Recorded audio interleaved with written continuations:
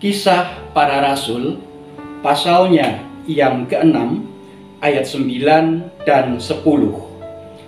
Tetapi tampillah beberapa orang dari jemaat Yahudi yang disebut jemaat orang Libertini. Anggota-anggota jemaat itu adalah orang-orang dari Kirene dan dari Alexandria, bersama dengan beberapa orang Yahudi dari Kilikia dan dari Asia. Orang-orang itu bersoal jawab dengan Stefanus, tetapi mereka tidak sanggup melawan hikmatnya dan roh yang mendorong dia berbicara. Selamat pagi, Ibu Bapak, Saudara, anggota jemaat, dan simpatisan GKI Taman Majapahit Semarang. Salam sejahtera bagi kita semua. Biarlah hati kita dilingkupi rasa syukur dan sukacita pada hari ini di tengah situasi dan kondisi libur, di mana saudara-saudara kita mereka memperingati hari raya mereka.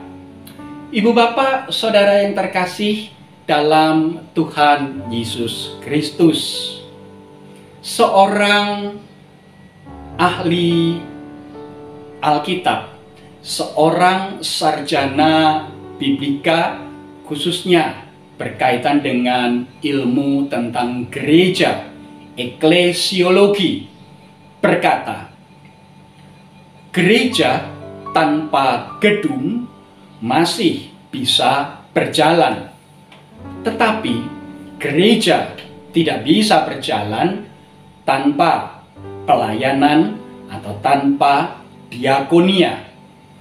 Ibu Bapak, Saudara yang terkasih, ya, kita sering menyanyikan bahwa gereja bukanlah gedungnya, gereja bukanlah menaranya. Bukalah pintunya, lihat ke dalamnya, gereja adalah orang-orangnya. Ya, gereja adalah kita, saya dan ibu bapak saudara, kita semua adalah gereja. Gereja dipanggil untuk hadir di tengah-tengah dunia ini sebagai pelayan yang memiliki tugas untuk melayankan kasih Allah bagi dunia ini. Dan itulah yang betul-betul disadari, itulah yang betul-betul dipegang teguh oleh Stefanus. Ketika kita membaca kisah bagaimana Stefanus dipanggil untuk melayani, kita mendapati bahwa Stefanus dikenal sebagai seorang yang penuh dengan Roh Kudus, dan hidupnya ia isi dengan pelayanan demi pelayanan, dengan diakonia demi diakonia.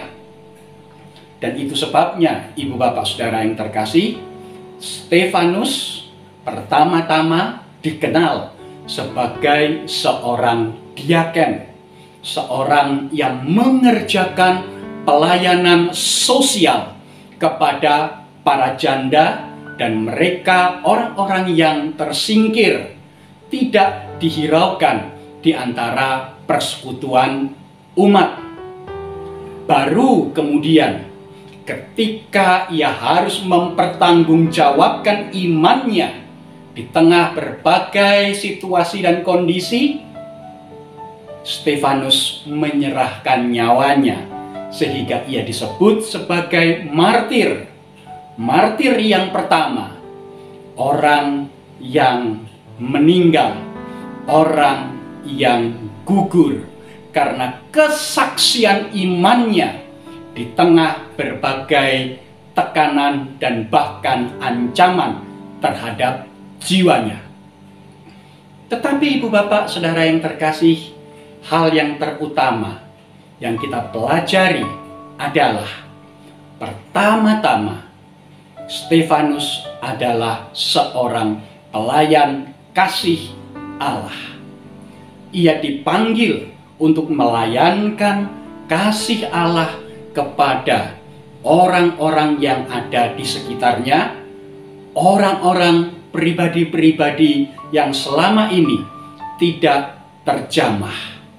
Ya, karena kelemahan dan keterbatasan para rasul, para murid, sehingga mereka fokus kepada pemberitaan firman, maka diangkatlah Stefanus untuk mengambil bidang pelayanan sosial, pelayanan meja, pelayanan yang menyentuh kehidupan sehari-hari secara real, secara nyata di tengah-tengah kehidupan umat dan bahkan di luar persekutuan umat.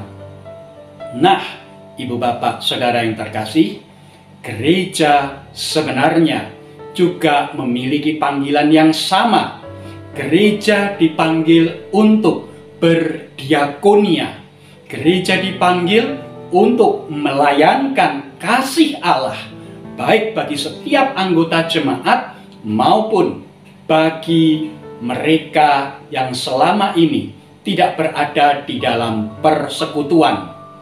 Hanya saja memang, seperti halnya Stefanus, diakonia dan marturia itu tidak dapat dipisahkan di dalam jiwanya. Demikian pula dalam kehidupan kita sebagai gereja.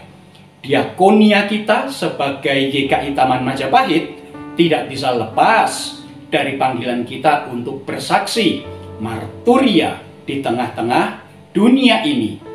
Itu sebabnya kita dipanggil untuk melayankan kasih Allah, tetapi juga mempersaksikan kasih Allah dengan jiwa Yesus Kristus Sang Kepala Gereja yang hadir di dalam hati dan kehidupan kita sesehari lepas sesehari. Mari Ibu Bapak Saudara yang terkasih di dalam Tuhan Yesus Kristus, kita kerjakan panggilan kita, gereja yang berdiakonia, gereja yang melaksanakan marturia, gereja yang melayankan kasih Allah, gereja yang mempersaksikan kasih Allah bagi dunia ini. Amin. Mari sekarang kita berdoa. Bapa Surgawi, mampukanlah kami bukan hanya untuk mengingat serta mempelajari panggilan hidup kami sebagai gereja Tuhan, tetapi biarlah Roh-Mu yang kudus memampukan kami untuk mengerjakan tugas panggilan kami untuk melayankan kasih-Mu serta mempersaksikan kasih Allah di dalam Tuhan dan Juru Selamat kami Yesus Kristus itu bagi dunia ini. Di dalam namanya yang kudus kami berdoa. Amin. Selamat melanjutkan aktivitas Ibu Bapak Saudara yang terkasih. Jangan lupa sebentar lagi kita akan masuk di dalam virtual tour Lembaga Alkitab Indonesia. Kita akan masuk ke dalam Museum LAI dan oleh karena itu standby, bersiap-siap. Seru banget. Kita akan dimampukan untuk semakin berakar, bertumbuh, dan berbuah di dalam firman Allah.